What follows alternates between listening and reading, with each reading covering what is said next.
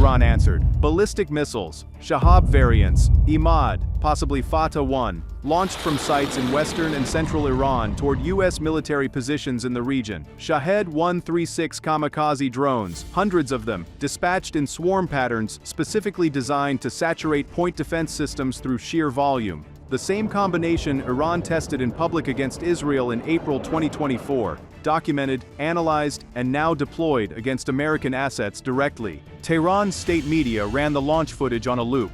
Slow-motion ignition, contrails against the night sky, announcers reading coordinates and calling it proportional retaliation. The footage was good. Iran is very good at launch footage.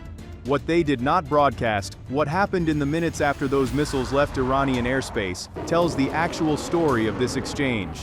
The intercept rate was extraordinary. Not because the US got lucky, not because Iran's missiles malfunctioned, because the United States has spent 30 years and hundreds of billions of dollars building exactly the layered defense architecture that was activated in the next 45 minutes. And it performed precisely as designed, against exactly this threat, fired by exactly this adversary. Iran fired to send a message. The message the US sent back was quieter and far more strategically devastating. Your missiles are not a deterrent, they are a test of our defenses, and we just passed. To understand what Iran was trying to accomplish, you have to understand why missiles and drones are Iran's primary strategic instrument. Iran cannot rebuild its air force. The F-14 Tomcats it bought from the United States in the 1970s are grounded for parts. The F-4 Phantoms are museum pieces. Decades of sanctions have prevented Iran from acquiring modern combat aircraft, maintained by a support chain Iran cannot replicate. So Iran built a different kind of air power, one that doesn't require a fighter jet. A Shahab 3 ballistic missile costs roughly $3 to $5 million. The U.S. airbase it's aimed at costs $10 billion to construct and represents 3 decades of American forward presence in the region. The math of missile deterrence is straightforward. You don't need to win a conventional fight if you can make conventional engagement too costly. The Shahed 136 drone swarm is a specific economic weapon. Each Shahed costs around $20,000 to produce. An interceptor missile to shoot it down costs $300,000 to $1 million. Send enough Shaheds and you bankrupt the defense even if not a single one reaches its target. You force the enemy to spend $15 for every dollar you spend, at a pace you control. Tehran studied this arithmetic carefully. And it is not a stupid strategy. It is a real military concept that real planners develop based on real experience watching how expensive Western air defense systems operate. The problem is not the concept. The problem is that the United States anticipated this exact playbook, built systems specifically to counter it, and then deployed those systems to the region before the first Iranian missile left its launcher. The US did not improvise an answer to the swarm doctrine the night Iran used it. The US had already answered it. Iran just fired into a solution that was waiting for them. The US doesn't have one missile defense system in the region. It has 5 layers, each designed to catch what the layer above it missed. Layer 1. Aegis destroyers in the Persian Gulf and Eastern Mediterranean. The Arleigh Burke-class ships are equipped with the SM-3 Block 2A interceptor, designed to destroy ballistic missiles in their mid-course phase, above Earth's atmosphere, while the warhead is still in space, before the terminal descent begins. From the moment an Iranian missile launches, the Aegis tracking network is computing a targeting solution. By the time the warhead begins its descent, the SM-3 is already in the air. Layer 2, THAAD. Terminal High Altitude Area Defense. Multiple batteries deployed to regional locations.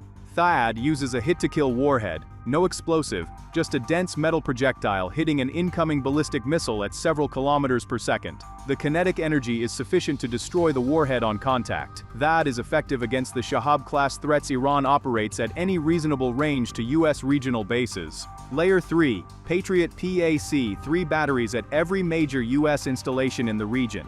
The PAC-3 system has been in continuous development since the Gulf War. Every version failure and success has been incorporated. The current PAC-3 MSE variant is specifically optimized for the short-range ballistic missile threat, exactly the closer-range systems Iran would use for terminal targeting of specific bases. And then, the Shahed drones. A Shahed 136 travels at approximately 185 kilometers per hour. That is slower than a commercial helicopter. It is not stealthy. It does not maneuver unpredictably. It flies in patterns that are detectable, trackable, and well within the engagement envelope of fighter jets that have been airborne for this exact contingency. F-15s, F-16s, and F-A-18s from regional bases and U.S. carriers intercepted the drone swarm directly.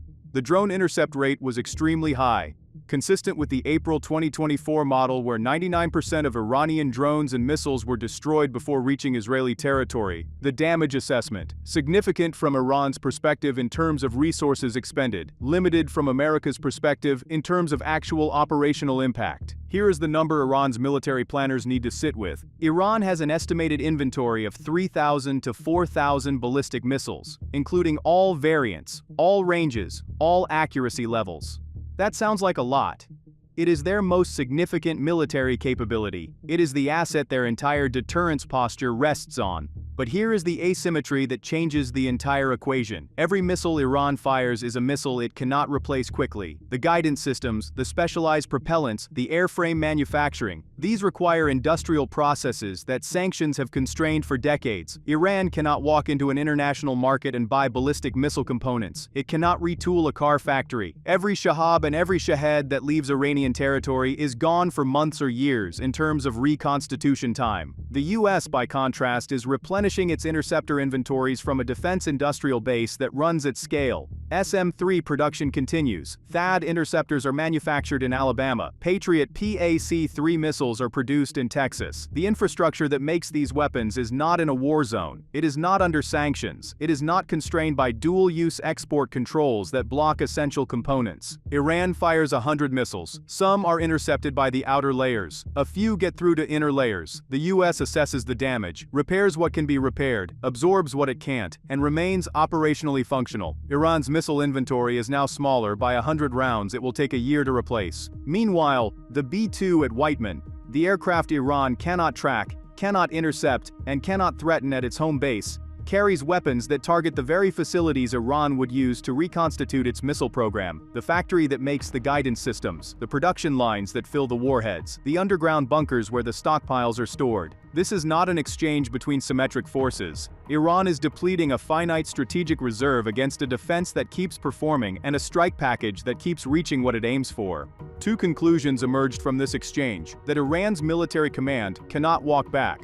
First, Iran's missiles are not the strategic equalizer they were designed to be. The layered US defense system intercepted the overwhelming majority of what was launched. The drone swarm was dismantled before it reached meaningful targets. The ballistic missiles that penetrated the outer layers were engaged by THAAD and Patriot. The damage caused was real, but not the kind of damage that forces a strategic pause in Washington, not the kind that makes the United States stop. Second, the US chose restraint in its immediate response to the retaliation. It absorbed the strike, documented the intercept results, and did not immediately escalate to the next phase. That restraint is not weakness. It is the most chilling possible message. We can absorb everything you have, and we decide when the next phase begins, not you. Iran fired its primary deterrent. The deterrent did not deter. The situation Tehran faces tonight is worse in every dimension than the situation it faced before the missiles launched. Its deterrent has been tested and found insufficient. Publicly, visibly, with footage Iran cannot suppress. Its air defenses have been penetrated by a weapon it cannot see. The force arrayed against it has not been meaningfully degraded by the salvo. And the world just watched the gap between what Iran threatened and what Iran delivered. The Strait of Hormuz is still 21 miles wide. The carriers are still there. The B-2s are at Whiteman, ready to fly again in 36 hours.